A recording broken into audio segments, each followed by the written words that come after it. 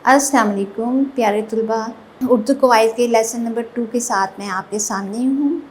आज हम उर्दू कवायद का जो लेसन हमने कल पढ़ा था, इसम मारफा की इकसाम, मैं उम्मीद करती हूँ कि आपने उसकी अच्छी सी दोहराई की होगी, उसकी मश्क की होगी। तो अब ज़रा जल्दी से उसको दोहराई कर लेते हैं। अब मुझे बताइए, इसम मारफा की कितनी इकसाम के बारे में हमने पढ़ा था? जी बिल्कुल, इसम मारफा की 4 इकसाम होती हैं। कौन कौन सी पढ़ी थी? इसम ज़मीर, इसम अलम, इसम इशारा और इसम मसूल। उसके बाद हमने ज़्यादा डिटेल में इसम अलम की इकसाम पढ़ा था। इसम अलम भी बेसिकली हमने क्या पढ़ा था कि नामों की मुख्तलिफ़ किस्में होती हैं, मगर ये वो नाम होते हैं जो आपकी किसी ख़ास खूबी, कारकर्दगी या आला परफॉर्मेंस की बिना पे अवाम आपको दे देते हैं, कौम की तरफ से खिताब मिलता है, तो वो नाम आपके नाम के साथ लग जाते हैं या आपको उन नामों की वजह से बुलाया जाता है। तो वो नाम कौन कौन से हमने याद किए थे, हमने पढ़े थे? बिल्कुल, खिताब पढ़ा था, लक़ब पढ़ा था, हमने तखल्लुस के बारे में पढ़ा था, ठीक है। और लक़ब हमने पढ़ा था कि लक़ब उस नाम को कहते हैं जो आपकी किसी ख़ास खूबी की वजह से दिया जाता है, ओके।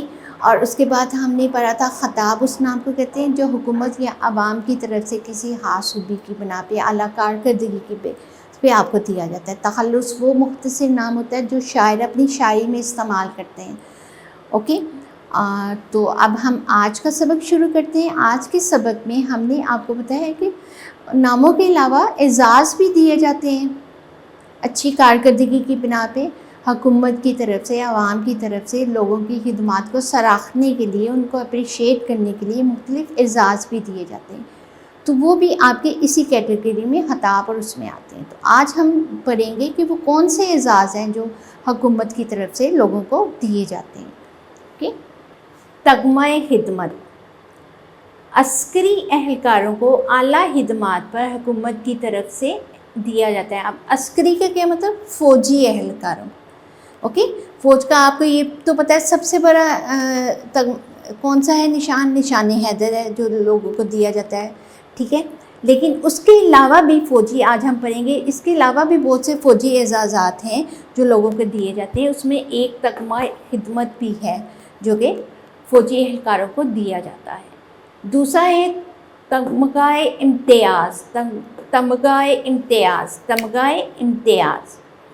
अब ये इसकी कैटेगरी बहुत बड़ी है। सब शहरियों को, आप किसी भी शोबे में काम करते हो, अदब में काम करते हो, फ़नून लतीफ़ा में हो, खेल में, तिब में, साइंसदान, जहाँ भी किसी भी शोबे में आप काम कर रहे हो, आप कोई आला कारकर्दगी का मुज़ाहरा करते हैं, आप कौम की खिदमत करते हैं, उसकी फ़लाह बहबूद के लिए काम करते हैं, तो हुकूमत आपकी इन खिदमत को सराहने के लिए आपको एजाज़िया तौर पे तमगाए इम्तियाज़ से नवाजती है, ओके।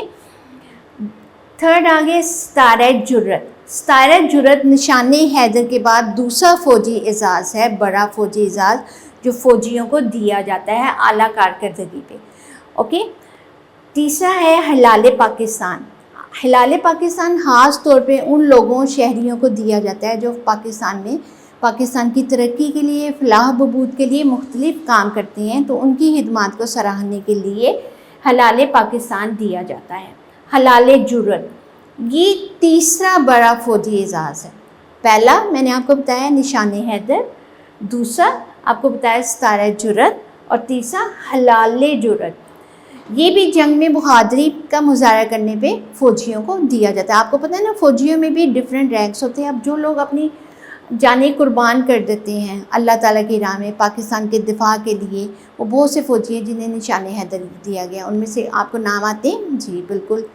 सबसे पहले हमारे राजा अज़ीज़ भट्टी, राशिद मिन्हास, तुफ़ैल सरवर मोहम्मद, कैप्टन सरवर मोहम्मद भी उन्हें कहते हैं, ओके। शेरगुल, ये सब वो नाम हैं जिनको निशान हैदर दिया गया। इसके अलावा बहुत से लोगों को तमगा इम्तियाज़ से नवाजा जाता है। सितारे जुर्रत, हिलाल पाकिस्तान, हिलाल जुर्रत। बेसिकली इन सब का मकसद क्या ये होता है कि लोगों को सराहा जाए, उनकी खिदमत को, दूसरे लोगों के लिए एग्ज़ाम्पल बनाया जाए कि हम अपने मुल्क के लिए हमें आला खिदमत, जिस चीज़ की अल्लाह ताला ने हमें सलाहियत दी है, अपनी पूरी सिंसेरिटी से अपने मुल्क के लिए आला खिदमत सर अंजाम दें। اب آج ہم نے کس کے بارے میں پڑھا؟ تمغہ خدمت، تمغہ امتیاز، تاج جرت، ہلال پاکستان، ہلال جرت، ان کے بارے پر۔ نشان حیدر کے میں نے آپ کو بتایا جن لوگوں کو دیا گیا، آپ اس کے علاوہ بھی نشان حیدر کن لوگوں کو دیا گیا، آپ نے ان کے نام ڈھونڈ کے اپنی بک میں لکھنے ہیں اور کتاب کا صفحہ نمبر 72 آپ نے مکمل کرنا۔ امید کرتی ہوں کہ یہ لیسن آپ کو اچھا سا سمجھ آیا ہوگا۔ آپ اس کی دہرائی کریں اور اپنا بک کا پیج نمبر 72 کمپلیٹ کریں۔ Thank you.